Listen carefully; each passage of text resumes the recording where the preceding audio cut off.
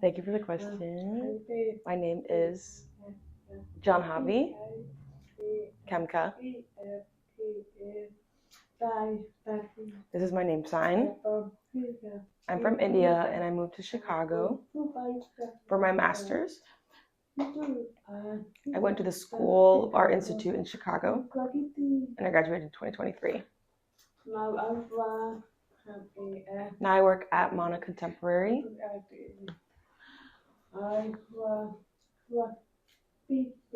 I work with printmaking, installation art, sound vibrations, and performances. And also animation.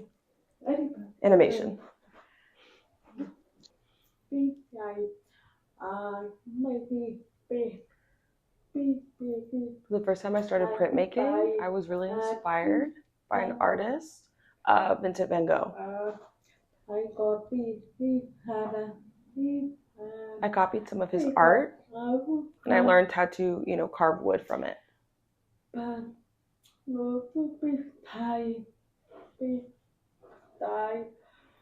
noticed like the silence and I couldn't really make that art animated because that was my original goal. But when I moved to Chicago to my school, my teacher,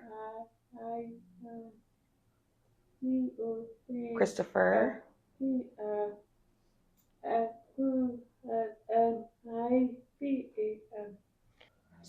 Christopher Sullivan,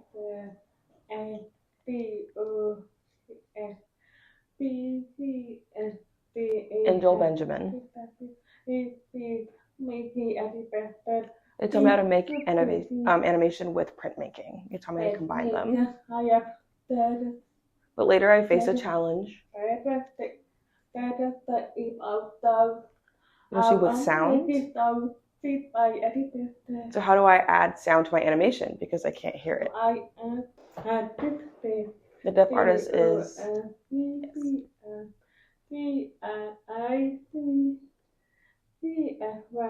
Joseph Grigley. He told me about an artist, 80 Hollander. And he taught me about vibrations.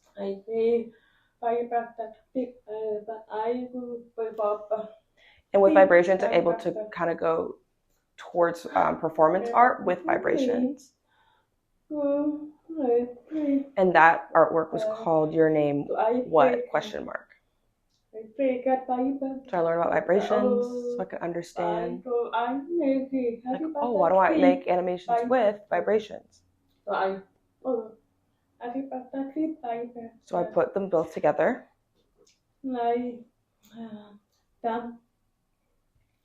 So I use drums to like kind of amplify sound. And clouds with like thunder.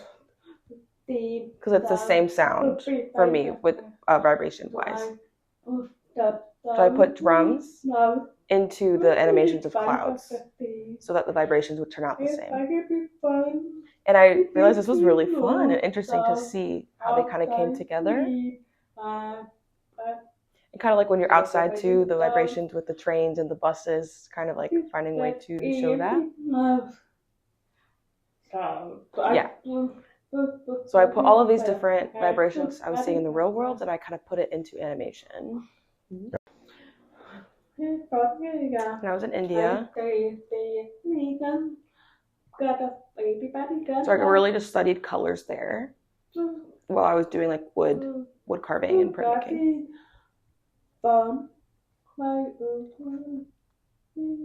And I learned from YouTube, is where I kind of got that from.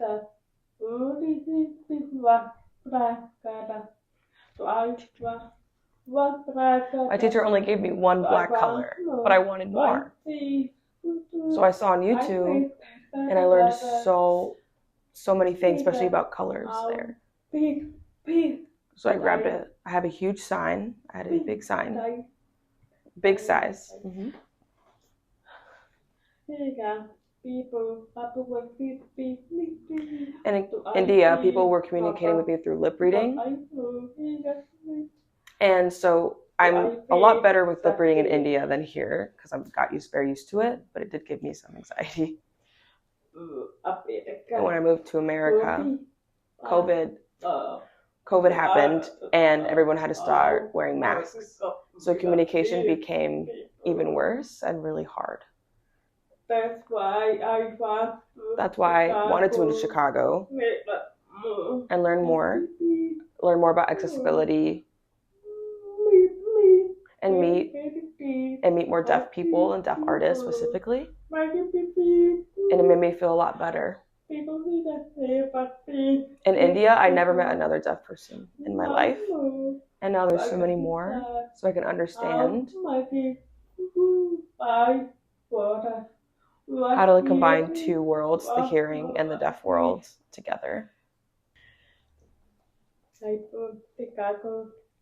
moved to Chicago.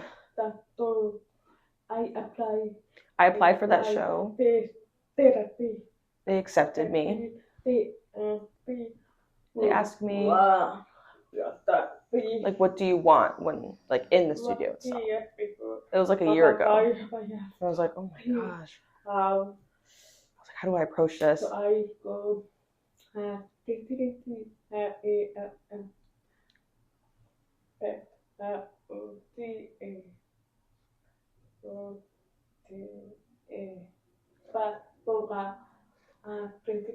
I went to an art residency in Mocha. It's called Mocha in Massachusetts. And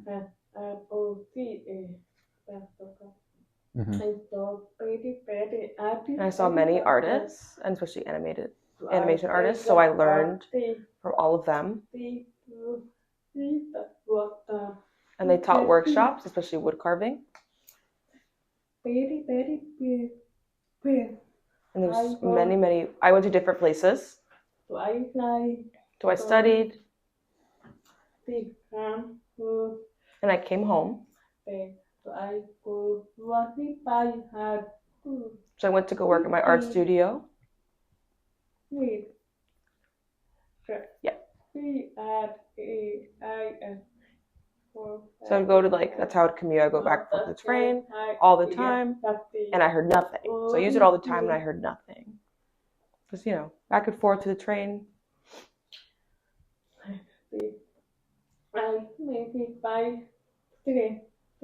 And I made my shelf just like what you're seeing here in the background. I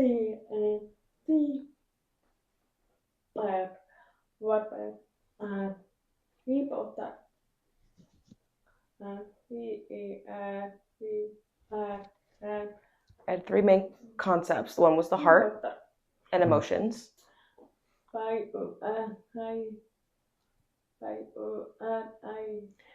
Second was yoni. And it's related to India. So in India, there was one man who came and raped a woman who was a doctor. And I felt, awful about that. And I didn't feel safe after learning about that while living there. So I was really scared to go outside. And that was another element I put into my art. And shells. And that was really about my grandfather. He would blow into the shell and put it by my ear because he thought that would fix my hearing. But, of course, that didn't work. And, of course, I still miss him now. I know he loved me. And I still cherish his memory to this day. So those are the three elements I kind of put into the shell. So emotions. So when I moved to America, I always... My heart sometimes stayed at home. Like with my heart, I didn't go home. I stayed at home. I didn't go outside. I just kind of went to work instead. So I started making a lot of art in different frames. I took a lot of pictures of them, put them onto the laptop, and I made animations from.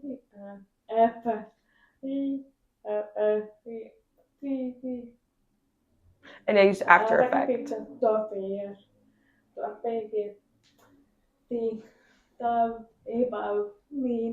And I use the train sounds and go back and forth so I can record the sound and then bring it and put it into the animation.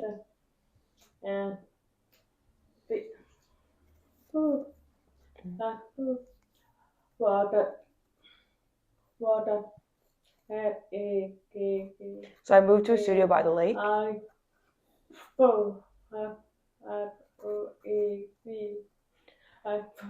went to the lake and I floated in the water.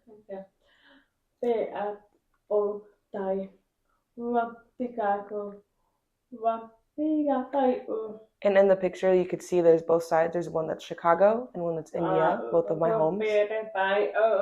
And I kind of, the point was like, I don't really know where my home is. I felt kind of stuck in the middle. So I felt like floating. So I felt like I was floating in between two worlds. Yeah, so I made that animation. And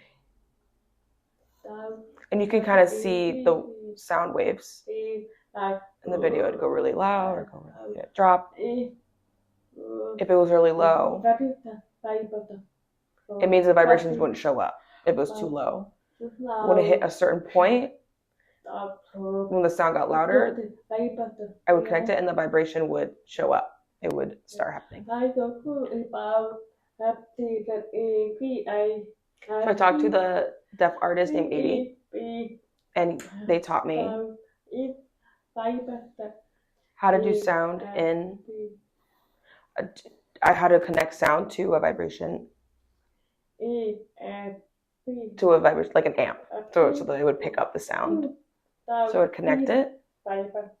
It's pretty easy. Like I picked up pretty fast. So if I played a sound on my laptop and I connected to the amp, I could kind of test and see what volumes would start picking up vibrations. And I would just play around with it as it went up and down. So then I started picking it up, understanding it. So then I put that on the platform. So I wanted to really emphasize and spotlight people who could feel the same that I felt. I remember you. Frida Kahlo. When I went to school here, my interpreter.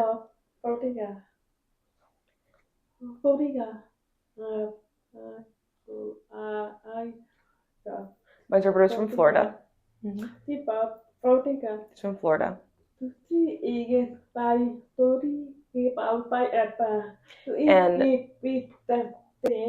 And she heard the story about the shell, and that's how kind of like I remembered about my grandfather giving me the shell.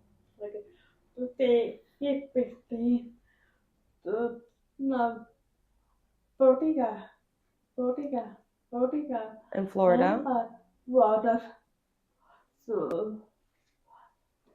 it was pouring over there, and so their home,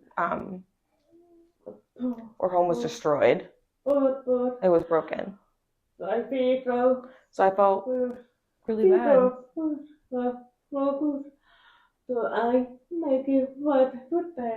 I made something for them. Mm-hmm. And you were talking about symbolism, the same thing, the shell. And that reminded me of my grandfather. That shell is very, very important symbol for me. So I'm actually going to Mexico very soon because I want to see more. And people have been telling you need to go to Mexico and see the art there.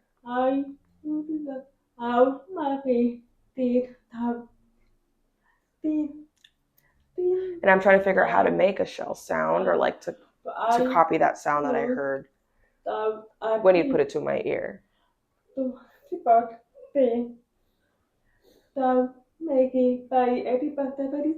because I want to use that shell to make a matching animation very soon.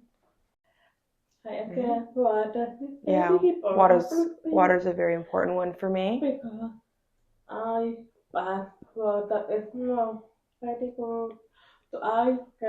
I would take really cold baths when I was younger and I got sick.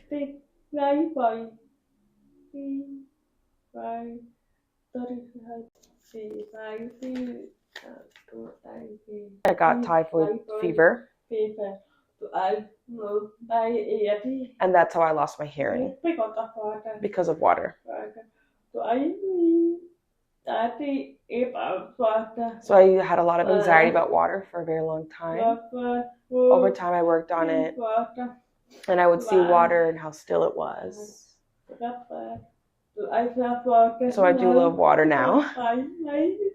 And because now, you know, life is a lot better, so, but that's where that symbolism comes from. Mm-hmm.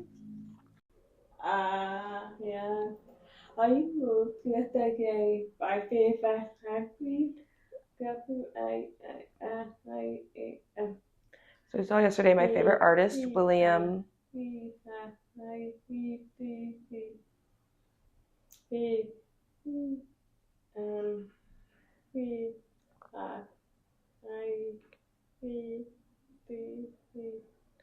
Kentridge, William Kentridge.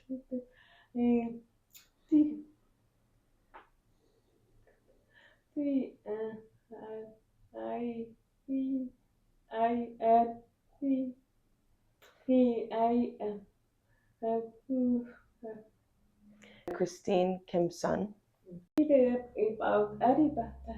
So he does animation. So I saw more and more, and it made me feel very, kind of inspired me with my own art process a lot.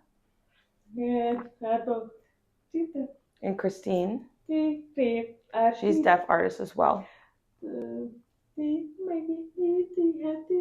She makes her art very accessible, like easily accessible for people. And she signs. She signs all the time. So I want my sign to eventually, to match hers eventually, as much as I could.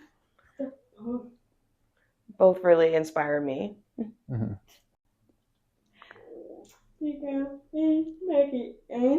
He really can make anything. He just really, his mind is so open, very creative. And I just really admire the way he plays with art. So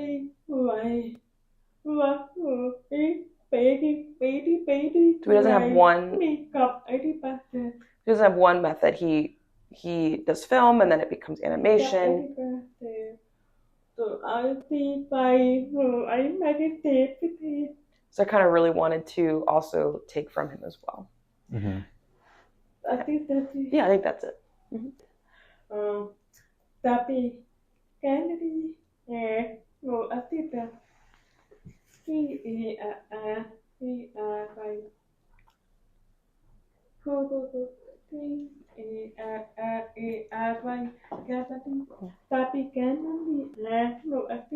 So some galleries don't really have any accessibility.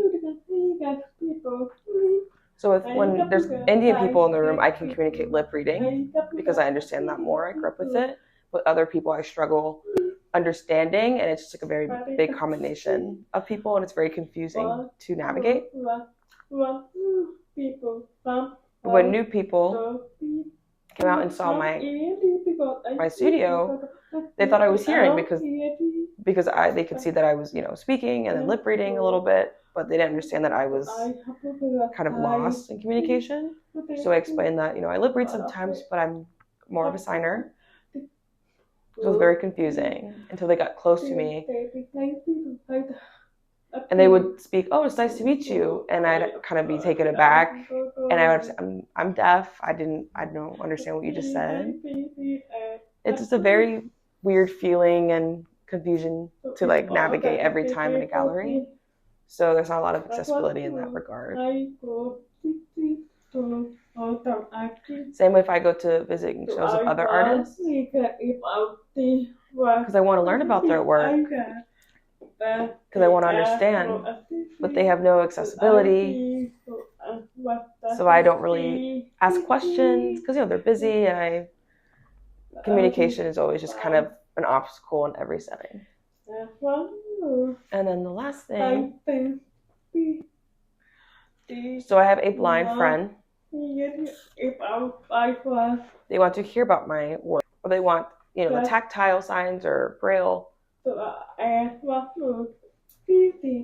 Same with friends who are in wheelchairs, and maybe the gallery's not accessible enough for them to move around. So I really want to make sure that all of my shows are accessible for people, because I want them to feel,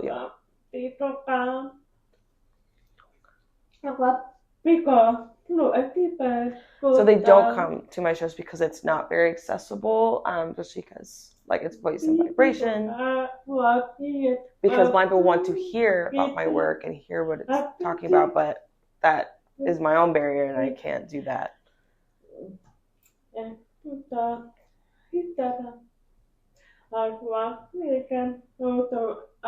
So I want to learn from other artists' works at galleries, and they're always speaking about their work, but there's no subtitles or captions ever either. So I kind of just have to give up sometimes. So I want more accessibility for my shows, or Instagram, sound for blind people, and accessibility for anyone in wheelchairs. Those are some of the goals that I have.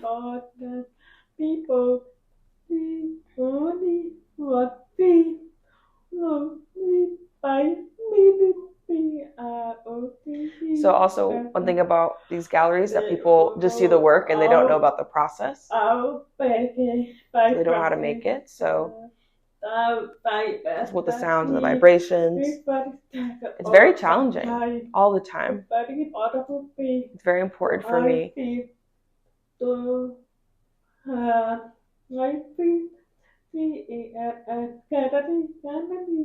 So with the galleries, because people will try to ask me questions about my process and about printmaking.